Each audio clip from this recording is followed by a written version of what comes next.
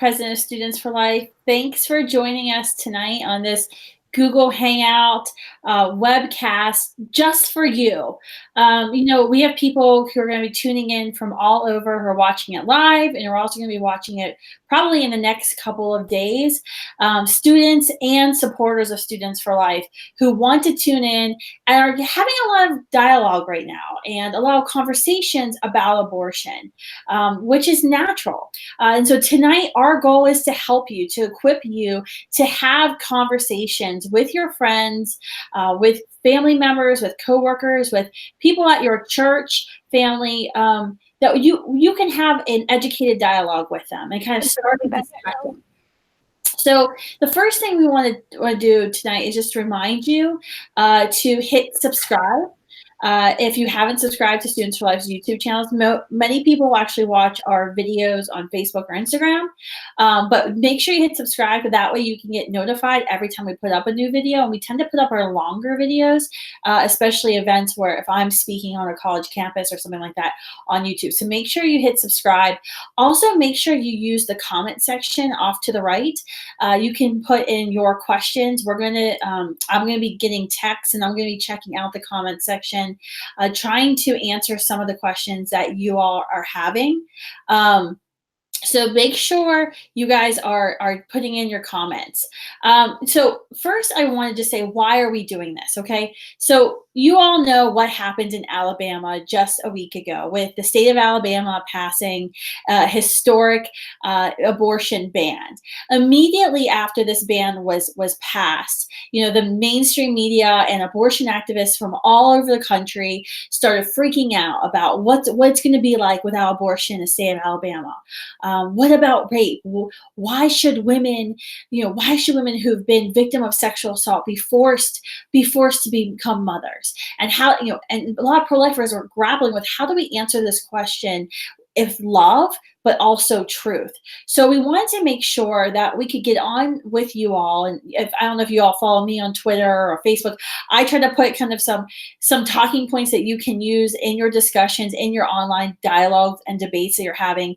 We want to give you all time to ask questions that, things that might have come up in your discussions that you didn't know how to answer.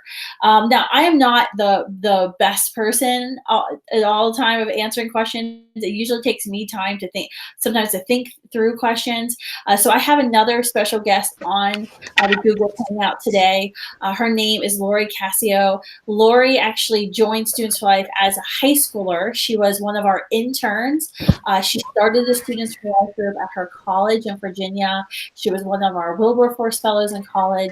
And then we hired her right out of college, and she was a regional coordinator in West Virginia, and Maryland. And now she is our national programs director. So Lori just had a baby.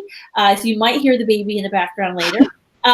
So Lori had a baby, so she's coming back off maternity leave as our national director of programs. And so her job is going to be able to help you throughout the year have productive dialogue on your college campuses and help your Students for Life groups host bigger and better events that recruit more people, bring more people into the pro-life movement, and also convert more people. So you're probably going to be hearing a lot from her. You've probably been receiving text messages from Lori. We have a new cell phone at Students for Life that Lori has possession of. So if you get text messages from Lori, you can actually reply back to those text messages a lot of times, and Lori will actually see your message, see your comment, see your question. So we want you to get to know Lori and to use her as a resource for you on campus. So Lori, to get started, can you kind of give us an outline for some of the questions we're going to go over tonight? I've already seen some comments come in over email, so I've added a couple to our lineup, but can you give us an outline of how we're going to get started? Sure, Kristen. Thanks for the intro. Like Kristen said, National Programs Director. I am in our lovely warehouse with all of these amazing resources that we give out to students. So, of course, stay in touch with me and your regional coordinator to get all these mailed to you. Today, we are going to talk about the main issues that are coming up when we see these pro-life laws passing. The main ones we'll cover is the foster care system. We hear that all the time, that if you're pro-life, you need to fix the foster care system. We'll talk about cases in rape and incest. These are especially coming up with the laws that are being passed in states like Alabama and Missouri. And lastly, we'll talk about if women deserve to be punished for having abortions, because the pro-choice movement, the pro-abortion movement, is saying over and over and over again that we're trying to send women to jail. We're trying to criminalize them for having abortions. But we all know they just need love. They just need support. So those are the top 3 things we'll go over today. Some other questions were received via email, and then we'll get to those at the end. But that's our outline. So we can just jump right into it. Okay.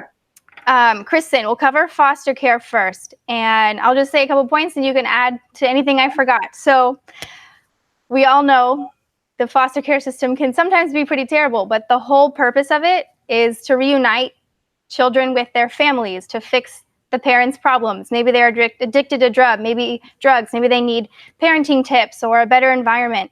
That's what the foster care system exists to do, and aborting all those children wouldn't solve that problem. We want to eliminate the suffering, not the sufferer, and that is what the foster care system is trying to do, trying to make that family's life better. And I've seen it over and over again, as my family is a foster family, and we've taken in children and even adopted them into our home because they needed a way out of the foster care system and their parents weren't able to get better. So in the end, we've seen a lot of children's lives saved because of that. And Alabama last year announced that their foster care system reunited 70% of the children with their parents, which is amazing. That's an amazing statistic. And so we can't just let the pro-abortion movement use this talking point as a distraction. The issue is, abortion is ending a human life, and the foster care system is something totally different that we obviously need to tackle as well. But we need to stay focused on abortion and not just eliminate the innocent life in the situation. Yeah, I mean, this is something, Laura, we hear on campuses a lot. There's a video right now of one of my feminists telling live feminist tell speeches at Miami University, Ohio, just a few weeks ago, where a pro-choice student stood up and during the Q&A specifically asked the question, well, what about all these kids in foster care? What do we do? What's the pro-life movement's prescription to solve these horrible situations that children may find themselves in because of no fault of their own? And I think it's interesting because when you often hear this argument, whether or not someone brings up foster care, or maybe they know someone who was raised in a horrific abusive situation, a lot of times they're trying to use those situations as justification for abortion.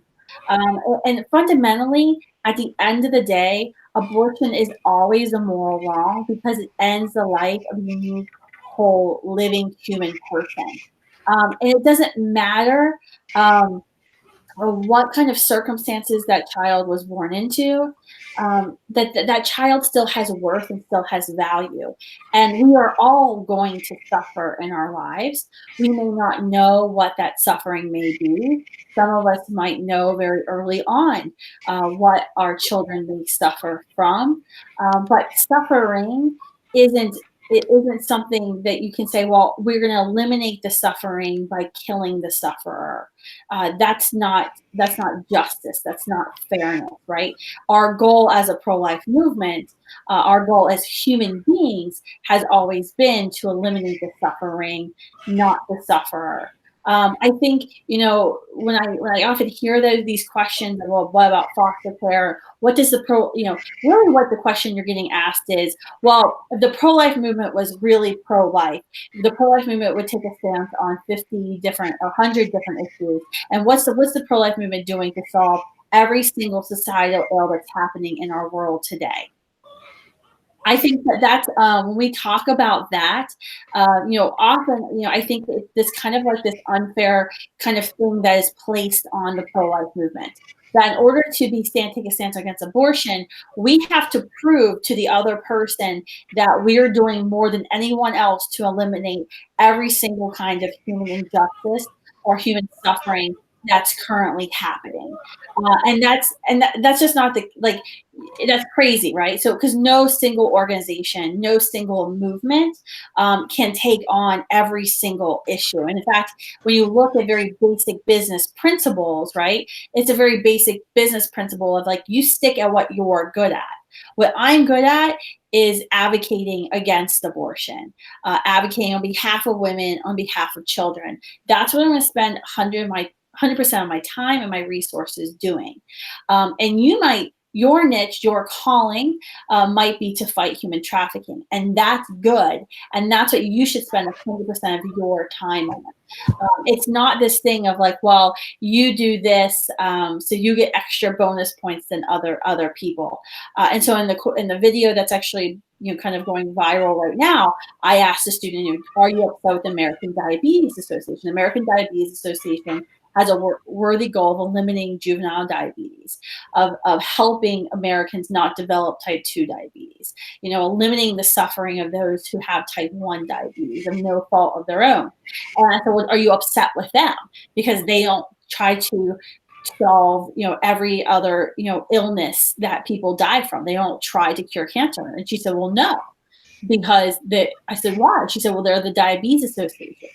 And she proved my point right there. They're the American Diabetes Association. That's what they've been called to do. That's their specialty, and that's what they should remain doing.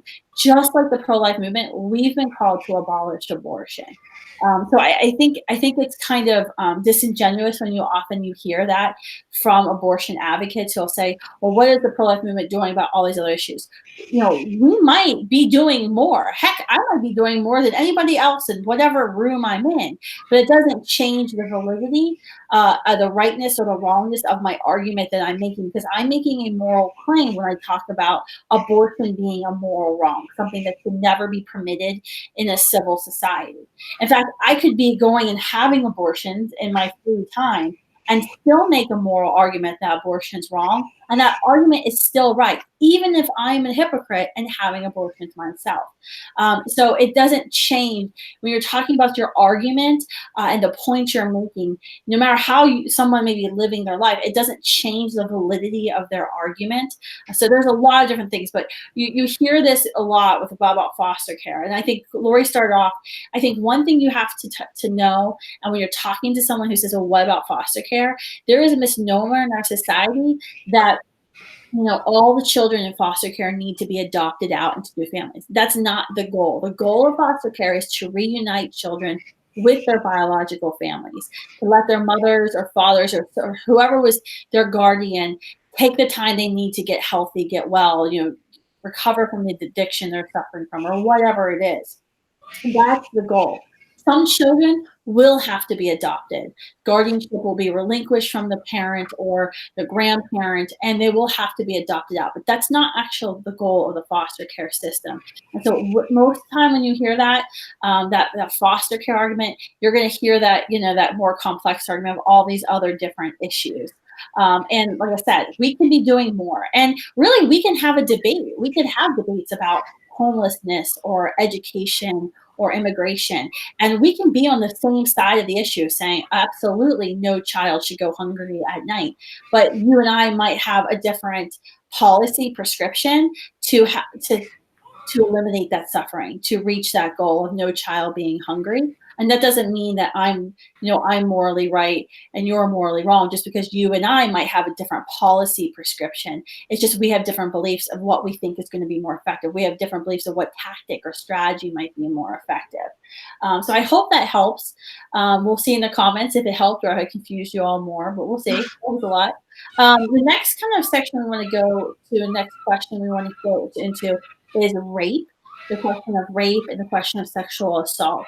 We kind of we heard it a lot with Alabama, the Alabama law that was just passed, that the female governor signed into law, actually stated that all abortions are banned in the state of Alabama, because the citizens of Alabama had actually voted last November to say that personhood began at conception. And so in order to comply with what their actual citizens voted for on their ballot initiative, they banned abortions, and they even banned abortions, made abortions illegal, even in cases of sexual assault. And so we've heard this over and over again of the mainstream media. This isn't this so uncaring? You're so uncaring to people.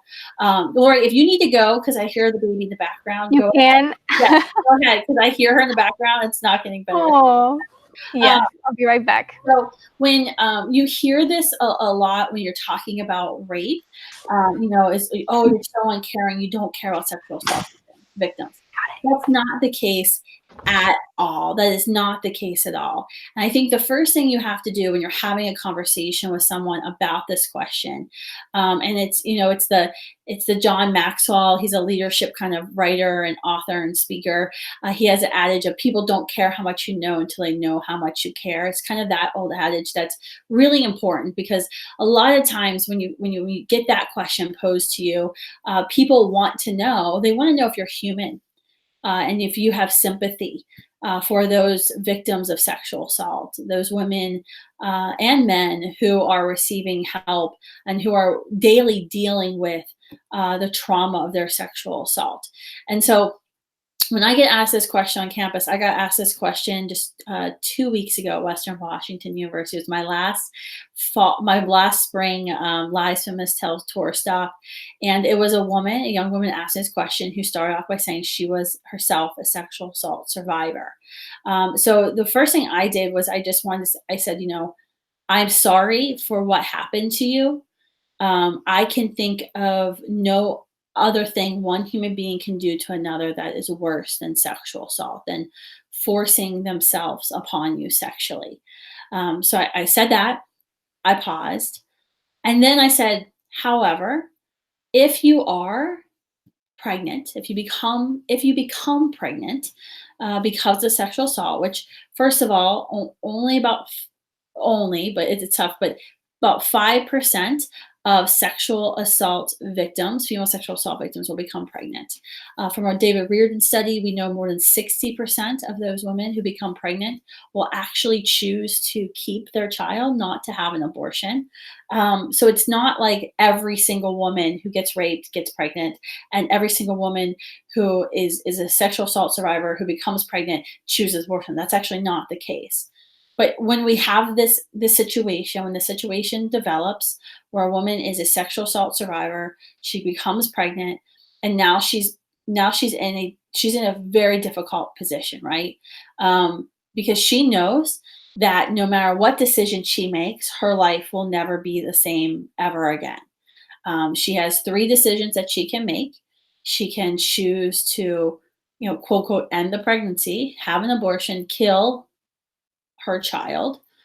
She can choose to birth and parent her child, and then she can also choose to place her child in adoption. And each one of these choices, comes with its own set of consequences, right? We know women, when they choose abortion, when they feel like abortion is their only option, they innately understand that there's something wrong with abortion. That's why we don't talk about abortion. That's why all the shout your abortion attempts never really go anywhere, right? Because innately human beings understand that ending a life of another human being is wrong. And people innately know that what's inside of her is a living, growing human being, a child. So she understands. So she has to know that choosing abortion is going to have consequences that she's going to have to deal with. Not only dealing with the trauma of the rape, but now the trauma of having an abortion. She knows that choosing to parent her child is going to come with an 18-year-long plus financial and emotional commitment. And then also choosing to place with an adoptive family is going to be very difficult, where she's going to have to carry a child, deliver a child, and then place that child with another family. And that's emotionally very difficult. I can think of, no greater sacrifice a mother can make. This is why birth mothers are our heroes in our society that no one knows about, no one ever talks about. So when we talk about sexual assault, pregnancy as results from sexual assault, that's the predicament that she is in. We as pro-life advocates, as much as we sympathize with her and want to help her, because we believe we should do everything we possibly can as pro-lifers to help her, But we won't cross that line of helping her kill or telling her it's okay to kill another human being. We know that violence, doesn't solve violence, right? So the violence of abortion isn't going to take away the violence of the sexual assault. In fact, it's going to just continue the cycle.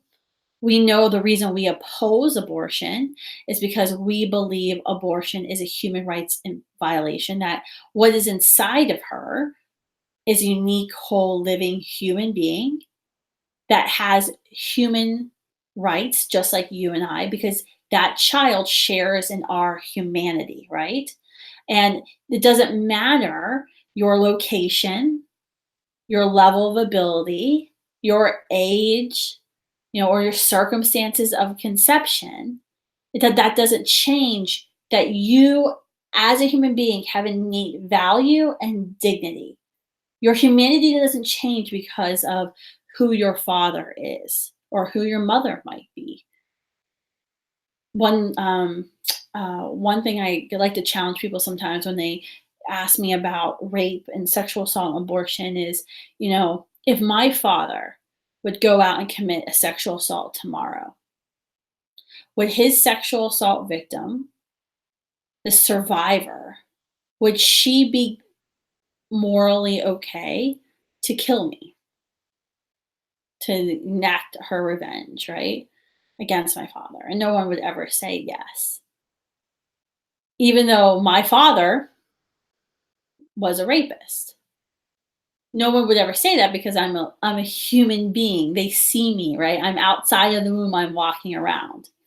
The challenge when we talk about sexual assault and we talk about pregnancy that results from sexual assault is that the child lives within her.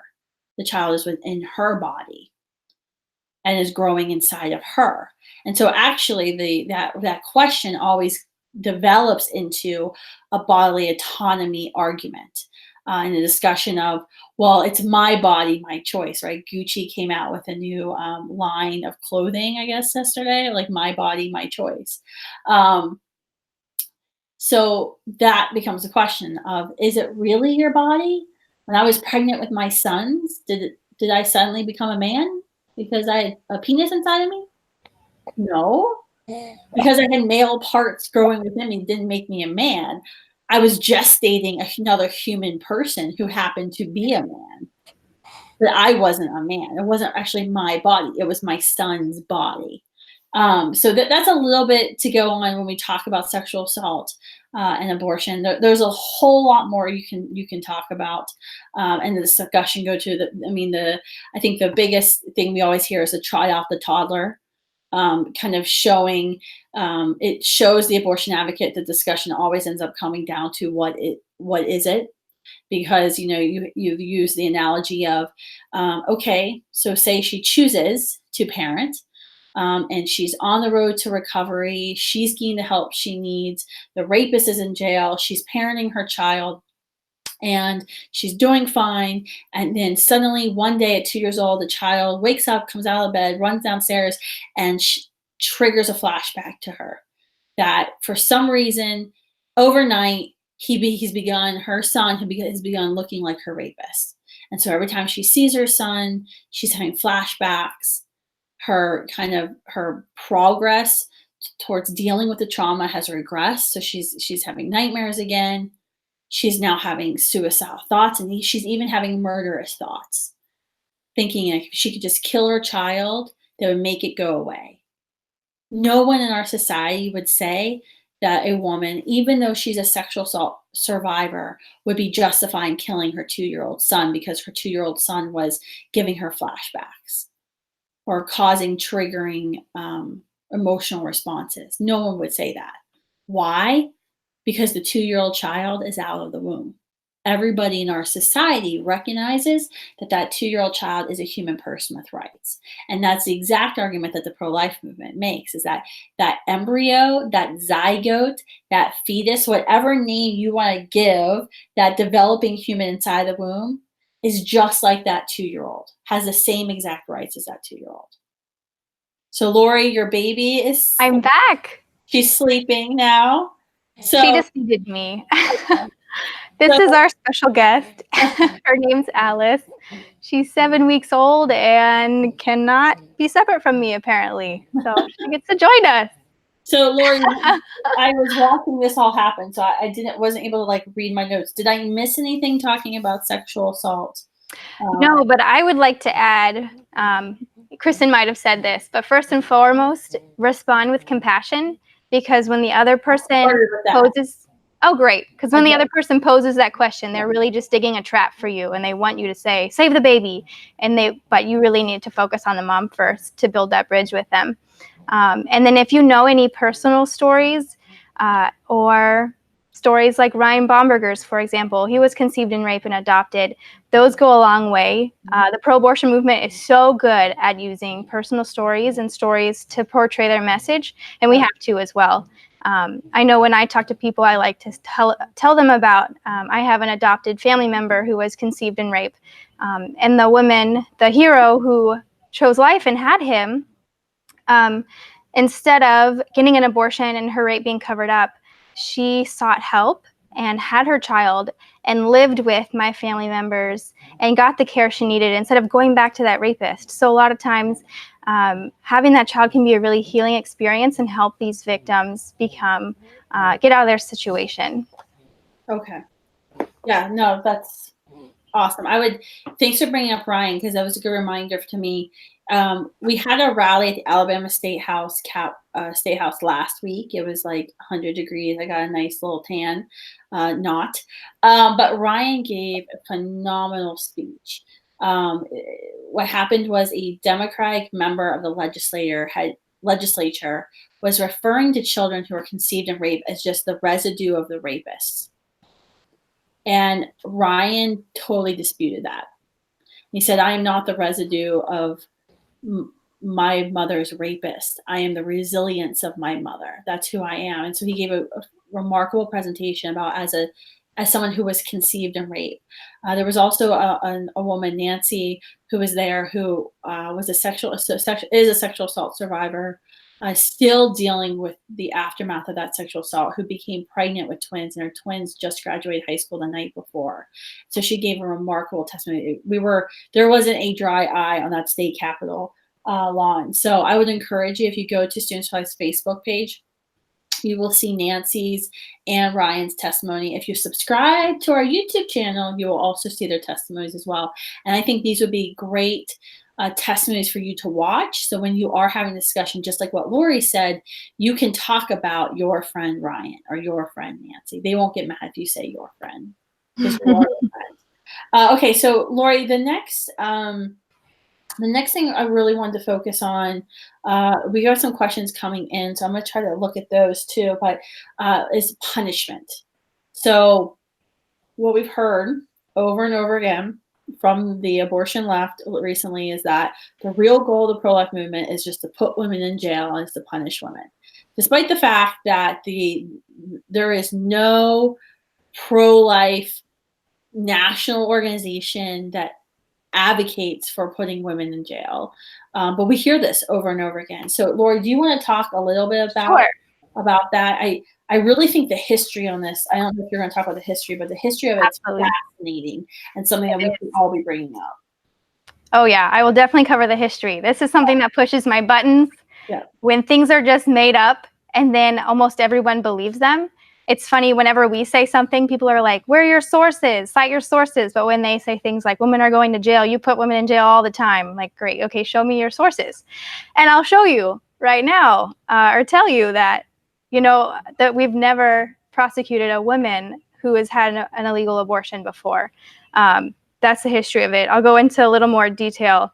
In fact, 20 states before Roe versus Wade, it was illegal for a woman to get an abortion, and the law was never enforced in those 20 states, with the exception of 2 cases, one being in Texas in 1922 and one in Pennsylvania in 1911. And those women were brought to court, but they were never convicted with their crime. They were let off and just said, you need care instead of being put in jail. You need someone to help you. So never in our history have we ever wanted to punish women. Politicians aren't putting this into laws. Pro-life organizations like Students for Life and other national organizations aren't lobbying for this, not asking for this. We don't want to punish women. We want to punish the person committing the abortionist. Because by stopping that person, you're stopping further abortions. And in the end, that's the doctor who's using his skills against the betterment of people, to instead of heal people, to harm people, and instead of to keep them alive, but to end their life. So that's the person. And she was the second victim of the abortion industry too. So, I mean, that's often what we see, Lori, especially you see on campuses when we're talking with women who've had abortions. They're the second victim of the abortion industry. They're told, you're not strong enough. You can't do this. It's nothing. It's not even big enough to be a tumor. It's just a blob of meaningless tissue. And so that's what we hear over and over again. And what's interesting to me, Laura, when I was researching this a couple of weeks ago for a media interview, I was doing an NPR interview. You have to be up on everything when you do NPR because they'll try everything. And so I was reading, and it was fascinating because it was actually the abortion industry that tried to haul women into jail. Yes. When an abortionist would get caught, they would try to bring women, and they would actually tell the prosecutors who they had committed abortions on. So women would be prosecuted as co-conspirators. It was crazy. And in fact, the last case of an abortionist who was getting basically convicted for committing illegal abortions was in 1968 Oregon, abortionist named by Ruth Barrett, and that's exactly what she tried to do. She tried to name the women she had committed abortions on in order for them to be named an accomplice. So, all right. Hopefully we answered that question. Like I said, what Lori said, there was only 2 cases in which women were actually convicted, 1911 in Pennsylvania and 1922 in Texas. But those women actually never served jail time. In fact, I think that in Pennsylvania, the Superior Court actually threw out the charge. So there was only 2 cases. Those are the only 2 cases in our history when a woman was charged in any state for participating in our own abortion. So when you hear all this Handmaid's Tale crap, I refuse to watch the show, by the way, because I'm so sick of seeing those costumes everywhere. But yeah, so when you hear that, it is so untrue, and it's unbelievable. Clark Forsythe, was general counsel. He's an attorney over at Americans United for Life. He has written extensively about this. I would encourage you to look up Clark Forsythe. He would be somebody really to talk to about this. Yeah, and then Paul Linden was the other researcher I was actually looking at, he actually reviewed all 50 states and said no American court has ever upheld the conviction of a woman for self-abortion or consenting to abortion, with the exception of the 1911 Pennsylvania case and the 1922 Texas case. There is no record of a woman ever being charged with either offensive as a principal or as an accessory. So there you go. Lori, did I miss anything on that? No, you covered it. The history is on our side. History is on our side just now. Speaking of the abortion lobby lying about things, the Washington Post, not a pro-life source, by the way, owned by a pro-abortion Democrat mega donor, actually gave 4 Pinocchios to Planned Parenthood's President Leanna Wen this week for lying about this fact, saying that before Roe versus Wade, thousands of women were dying every year from illegal abortions. This is not the case. This is not the case. If you ever saw our What has Roe Done for You display that we've taken to college campuses, we know this. I have like pages and pages of notes here. I encourage you to go to the Washington Post article, print it out, save it, because you're going to be needing it. But that is not the case. Bernard Nathanson, the co-founder of NARAL Pro-Choice America, the abortionist in New York State who later in life became pro-life, admitted in his autobiography that they made up the number that 5 to 10,000 women here were dying from illegal abortions. Mary Calderone, the Planned Parenthood medical director, in 1950, I think it was 1959, wrote that majority of illegal abortions in our country were being committed by physicians in good standing. 90% of those abortions were being committed by physicians in good standing in their community.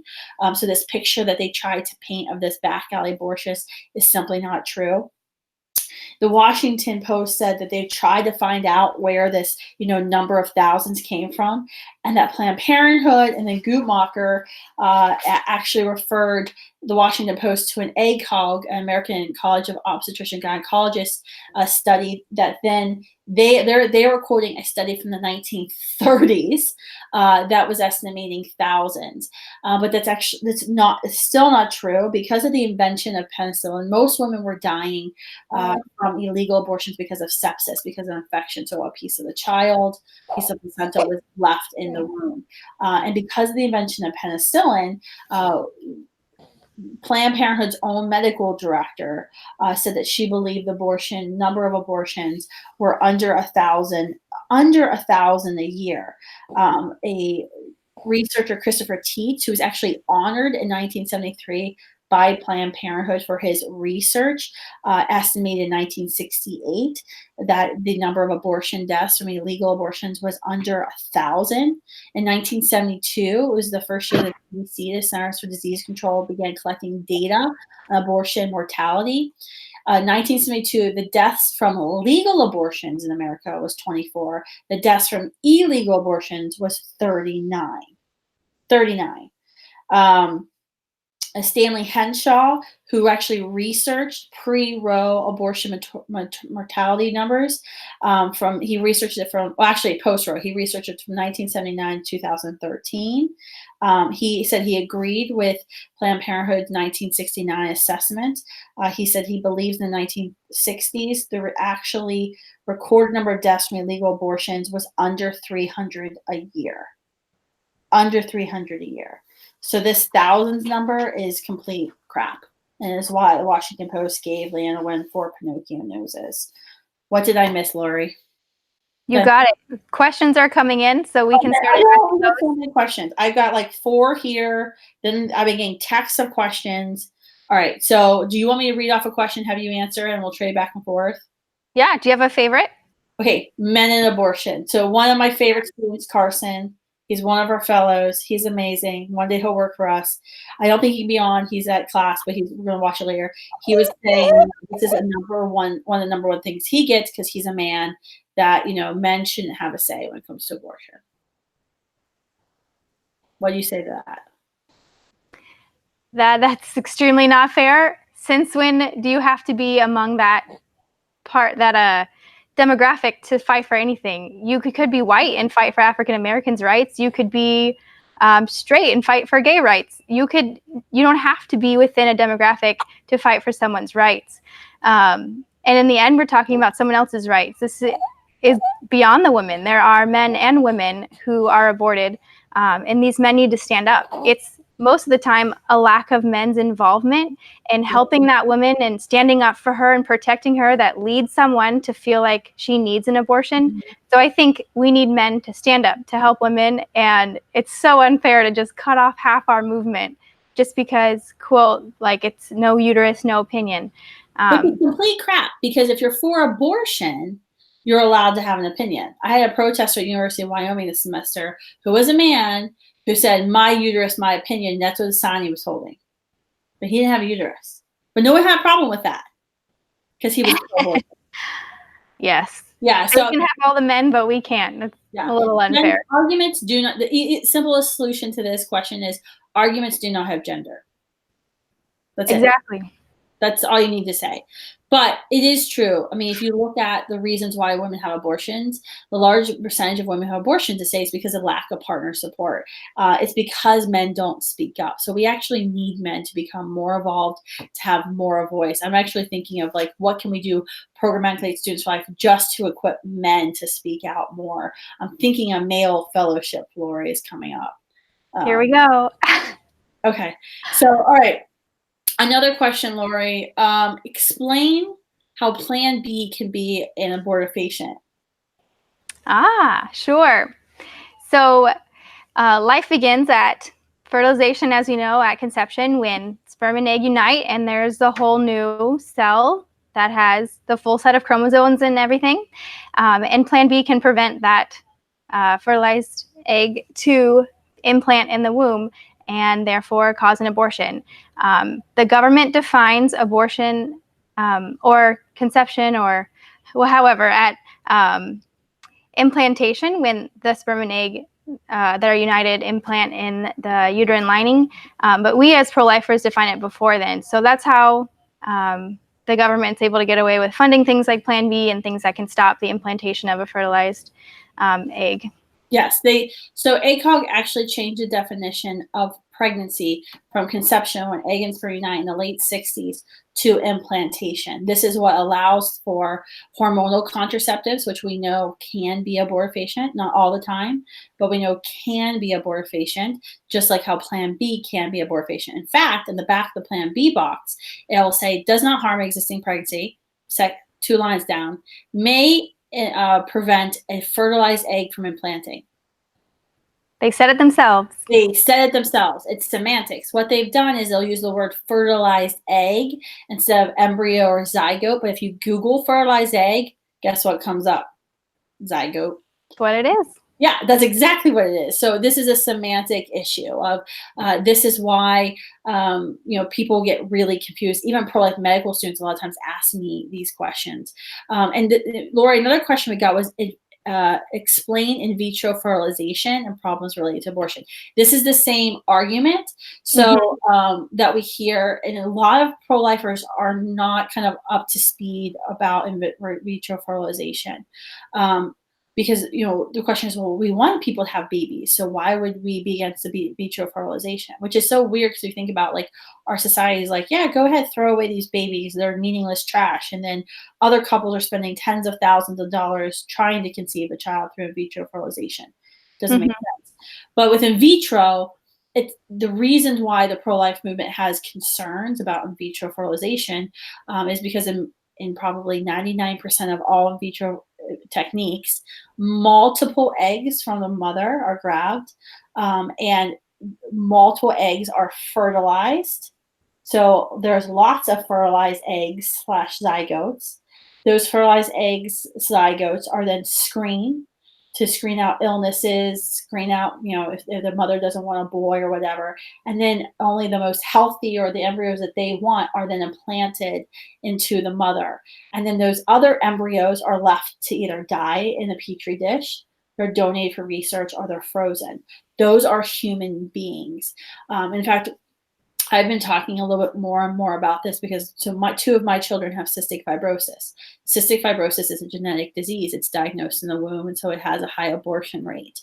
But the new thing in the cystic fibrosis community, because with cystic fibrosis, not only is it life-threatening and life-shortening, but you're never really supposed to be within 6 feet of another CF patient.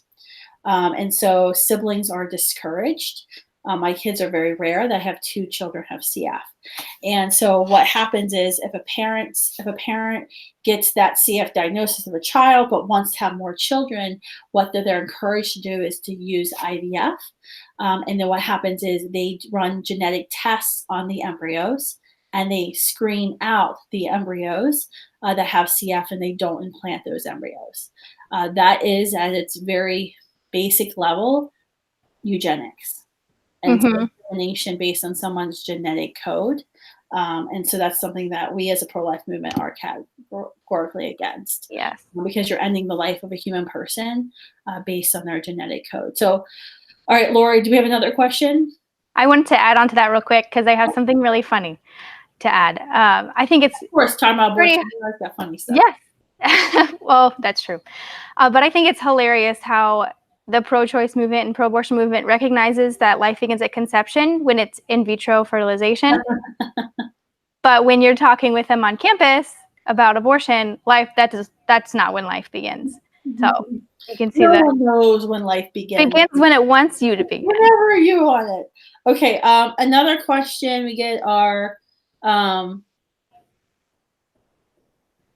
can't read this one question. How should we respond to pro-life versus anti-abortion? Oh, this is a good one. Go for it. I know you love this. I am proudly anti-abortion. I'm anti-sex trafficking. I'm anti-smoking. I'm anti-child labor. I'm anti-drunk driving. Why the hell would I not be proud to be anti-abortion? I think we hear this a lot. Like there's always this like misnomer of like you want to be pro and happy and let people know what you're for, not what you're against. I'm okay saying I'm anti-abortion because people instinctively don't like abortion, just like how they don't like sex trafficking. We're not pro-worker freedom or pro-clean air or pro-sex workers who aren't trapped by pimps. No, we're anti-sex trafficking. We're anti-child labor. We're anti-smoking. So it's okay to be anti-abortion. 53% of people, of Americans, when they hear the word abortion, they have a negative top of the mind response to the word abortion. They think of death, killing, sadness. Those are the first three words that come to the top of the mind. So it's okay to be anti-abortion. We call ourselves pro-life for the pro-life generation. And I like to say we're pro-life because we're obviously pro-life. But when we're on campuses, oftentimes we'll say, are you pro or anti-abortion? I think it's really interesting the comments you hear because no one ever wants to say that they're pro-abortion. And so I say, well, I'm proudly anti-abortion. I think abortion should be illegal and I think it should be unthinkable. And that's what the pro-life movement fights do. So I'm anti-abortion. What are you? I'm pro-choice. No, I'm sorry. What are you? Are you pro-abortion or are you anti-abortion?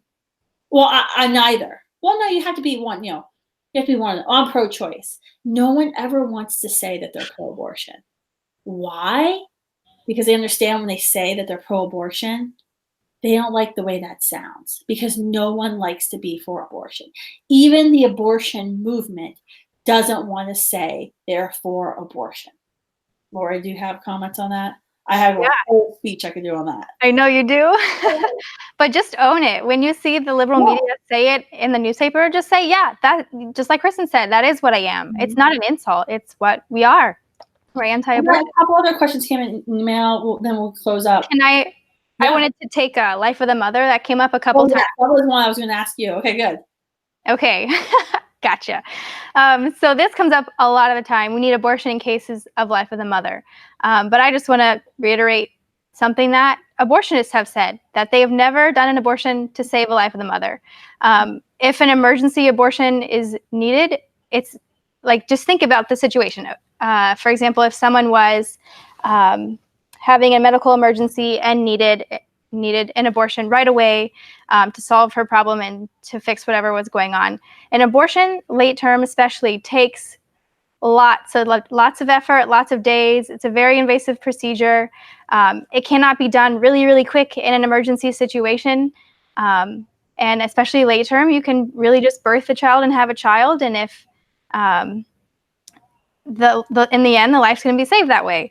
Really, the only case that comes up with Life of the Mother that pro-lifers are okay with is an ectopic pregnancy, because in that case, the mother will pass away and the child will pass away. And what that is when the child is conceived, instead of implanting in the womb, they implant in the fallopian tube.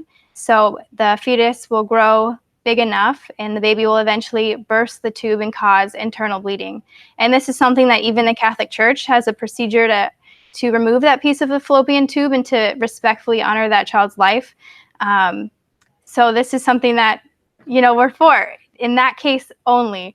Many other cases, there might be something very rare that comes up, but like I said, even late-term abortionists like Dr. Levantino and others have said they've never performed an abortion to save the life of the mother. That just does not happen. We have to treat the mother first. And if the mother needs some kind of medication to survive that's going to harm her child, it's up to her if she wants to continue that or to put her life on the line. But in the end, if she indirectly harms that child, that's much better than directly having the abortion and living the rest of your life knowing that you purposefully took your child's life, when really we just need to treat the mother first. One of my friends who is a former abortionist said, it's about physician intent. What is your intention as a physician to go in?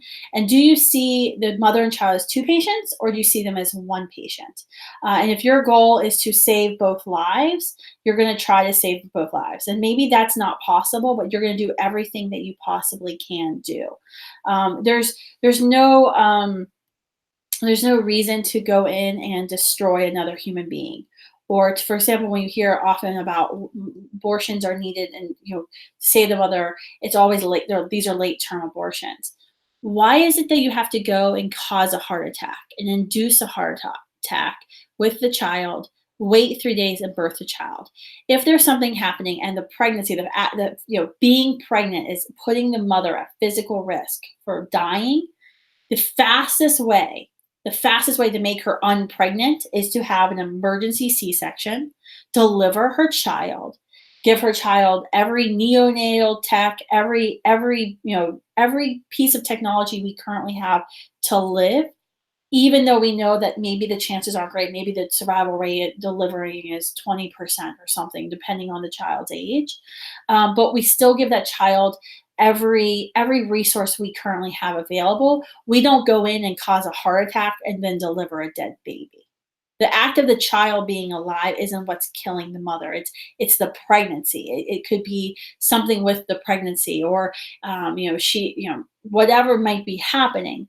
It's not the fact that the child's living versus the child's dead. It's the fact that she's gesting another human being inside of her. So I hope that answers your questions. We didn't get to all of them. There's a couple more. There was one that, I saw, when does a fetus get rights? At conception.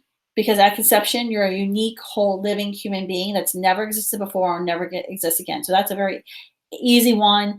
I saw one saying, does having restrictive anti-abortion laws actually make our society more free, especially for those who don't adhere to Judeo-Christian values? That one was interesting. We believe killing innocent human beings is always wrong, and I think that's something that every person, regardless of whether or not they're an atheist or a Christian or a Jew or Muslim, should agree that killing innocent human beings is always wrong. And that's one of our fundamental, that's one of our morals that we hold. So yeah, I can talk about that longer, but that was a quick one. But thank you guys so much for getting on tonight. If you have more questions, go ahead and put them in the comments. Our team at Students for Life is trying to answer them. I was trying to, but then I couldn't answer and talk at the same time. I'm still getting some texts, and I know some people are still emailing me, so go ahead and still put some comments. You can always email our team at info@studentsforlife.org. You'll actually go to Lori if you come across, you're having a debate or discussion with someone and you don't know how to answer a question. One thing I would point out, it's okay to say you don't know how to answer a question. It's much better to say that than to try to make something up and then someone come back at you and say you're a liar or you didn't know what you're talking about. And I've done that before. I don't know. Let me think about this and get back to you. And sometimes I have to do that because I'm just not as quick on my feet as I would like to be. And that's okay.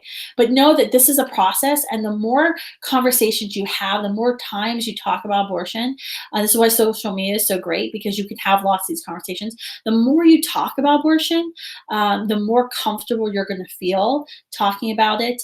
And I think the easier it's going to get. Laura, do you have any last minute comments for everyone?